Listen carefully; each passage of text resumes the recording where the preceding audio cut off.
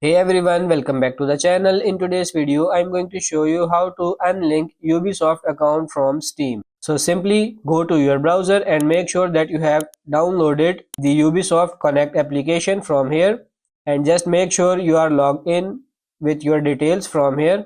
And once you do that, open your Ubisoft application on your device, and once you open the application, you will see the interface like this. Once you see that, click on profile picture over here. Once you click on it, you will be redirected to the screen where you will see your profile settings.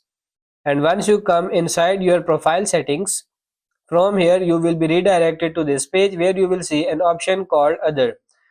Click on Other and you will see the account linking option over here. Just make sure that you disable this account if you have linked your account to Steam. So that's pretty much it for this video. That's how to unlink Ubisoft account from Steam. I hope this video was helpful. If it is, like it and subscribe to the channel. Thank you.